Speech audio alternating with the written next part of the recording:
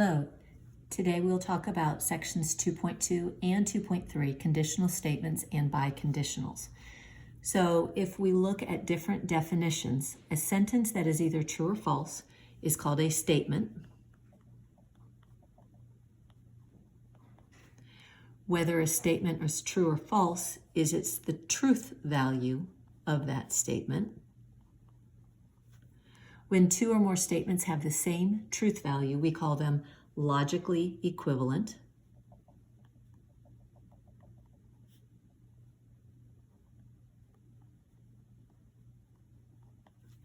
And the opposite of a statement is the negation.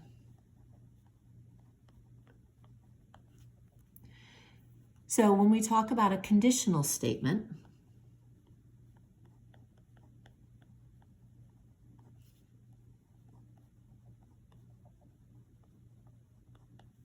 it is a statement that can be written in an if-then form. You've talked about those in science a lot. An example of a conditional statement would be, if you go to Marble Slab, then you like ice cream. So when we talk about a conditional statement, the symbols for it are a P and then an arrow going to the right, a Q. We read this if P, then Q, the if-then form. So in what we're going to say, I'm going to put in parentheses, if P, then Q. Another way that it can be said is P implies Q.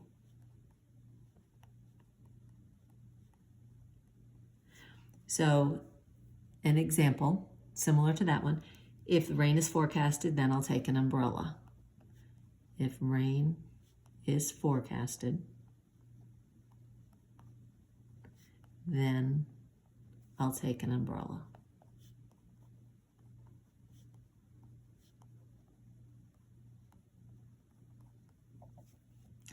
The hypothesis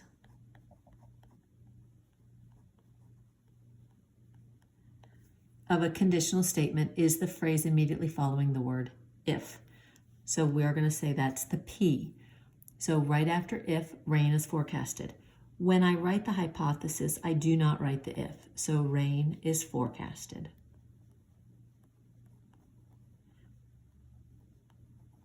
Rain is forecasted. And then the conclusion of the conditional statement is the phrase immediately following the word then.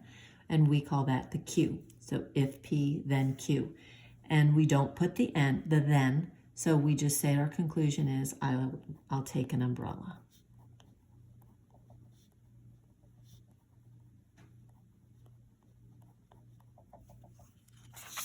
Okay, so if we look at examples of this, example 1 says identify the hypothesis and the conclusion. So remember the hypothesis is your P, it follows the if. So our hypothesis, it says if an animal is a robin, then the animal is a bird. So our hypothesis is the animal is a robin.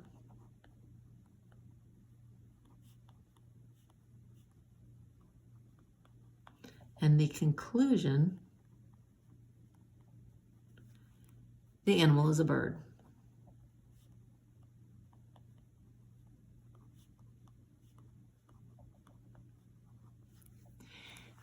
Sometimes we have to write it as a conditional statement. So if I say vertical angles share a vertex, we need to put it in if-then. We can't say if they are vertical angles because we don't want to say they. We need something instead of a pronoun. So if angles are vertical angles,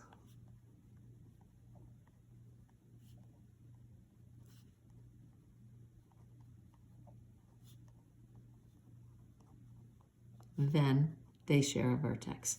We can use the pronoun here because we've already established what the noun is.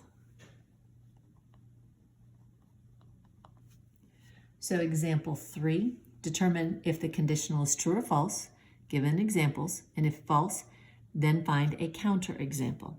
So if a month has 28 days, then it is February. February has exactly 28 days. It's the only month that has exactly 28 days, but this is one of those logic problems that all months do have 28 days. So this is false. And a counterexample could be anything. June has 28 days. It has more than it, or you could say all months have 28 days. If two angles form a linear pair, then they are supplementary. So let's think about it. A linear pair, yes. So that is true. Now, if we switched these, if two angles are supplementary, then they form a linear pair, would be false, because supplementary angles don't have to be adjacent to each other, and linear pairs do. So just because one way is true doesn't mean the other way is true. And we're going to give names to those other ways. So we talked about a conditional as a statement that can be written in the form if P then Q. So our symbolic form is P right arrow Q. The converse is if we switch our hypothesis and our conclusion. So we'd have if Q then P. So the converse is formed by exchanging the hypothesis and the conclusion of the conditional. So formed by exchanging the hypothesis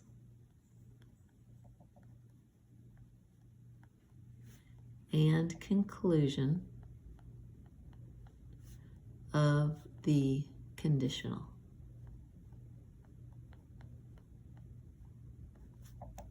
The inverse, if we think back to the conditional is if P then Q. The inverse is we are going to take the negation of both of those. And this symbol right here means the negation. So we're going to say if not P, then not Q.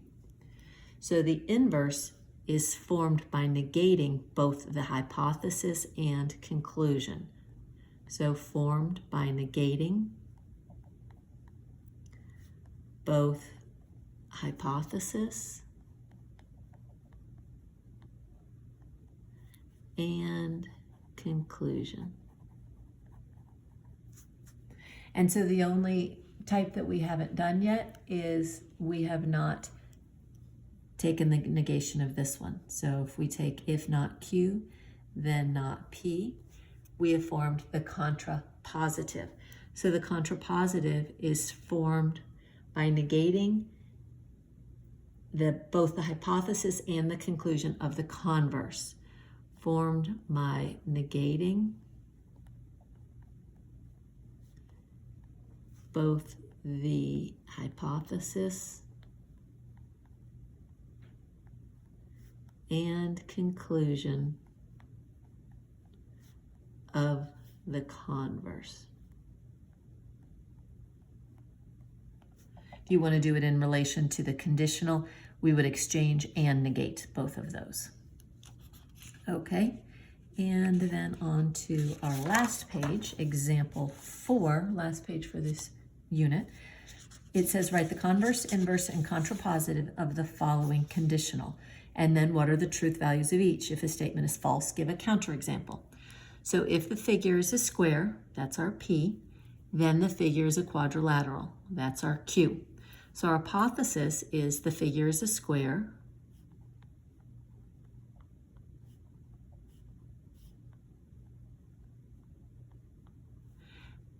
and the conclusion, the figure is a quadrilateral. And I'm just going to put quad to save some time. So the converse, I'm going to pull this other sheet back here.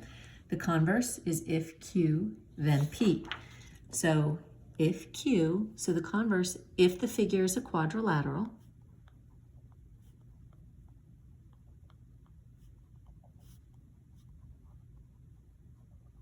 then P, the figure is a square.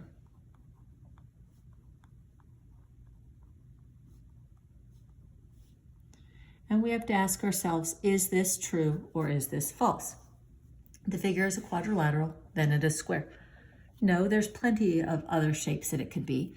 So false, one possibility is a trapezoid. It could be a trapezoid and not a square. So the inverse, Remember, the inverse is not P, then not Q. So if the figure is not a square,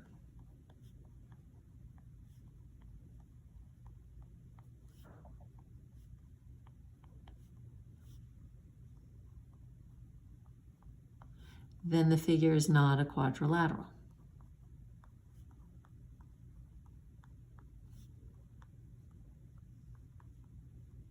So we have to ask ourselves, is there anything that's not a square? For this to be false, we need something that is not a square, but is a quadrilateral. Yeah, trapezoid works again. So this is false for the same reason, a trapezoid. And the contrapositive, if not Q, then not P. So if the figure is not a quadrilateral,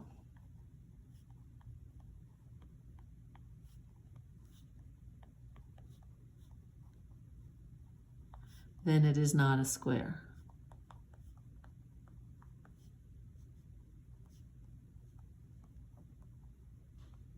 Well, that is true, because if it's not a quadrilateral, there's no way it can be a square, because all squares are quadrilaterals. Biconditional is a statement that combines a conditional statement and its converse. So if P, then Q, and if Q, then P. So it combines both of these. It uses the phrase if and only if, which can be abbreviated that way in letters or as a symbol, arrows on both sides. Example, an angle is acute if and only if its measures are less than 90 degrees. It's true both ways. And if an angle is acute, then it measures less than 90. That's true. If an angle measures less than 90, then it is acute. That's true. So for a biconditional to be true, both the conditional and the converse must be true. So this was a true statement. So example 5, what is the converse of the following true conditional? If the converse is also true, rewrite the statements as a biconditional. So the converse, remember, is if Q, then P. So this was my P, this is my Q. So originally it states if the angles have equal measures, then the angles are congruent. So switching to the converse, we would say if the angles are congruent,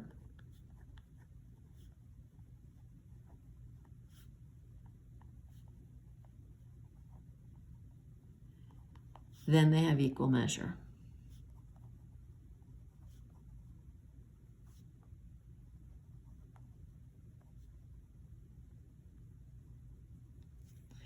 That is true. And so we can write the biconditional. So the biconditional, angles have equal measure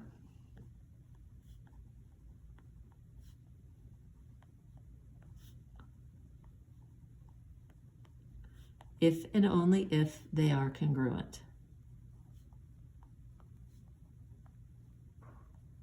Note that there's no if or then in a biconditional. Finally, what are the two conditional statements that form this biconditional? Two numbers are reciprocals if and only if their product is 1. So if two numbers are reciprocals, then their product is 1.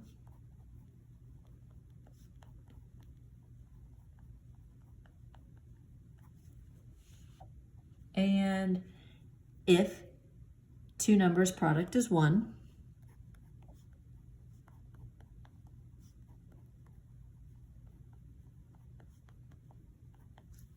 then they are reciprocals.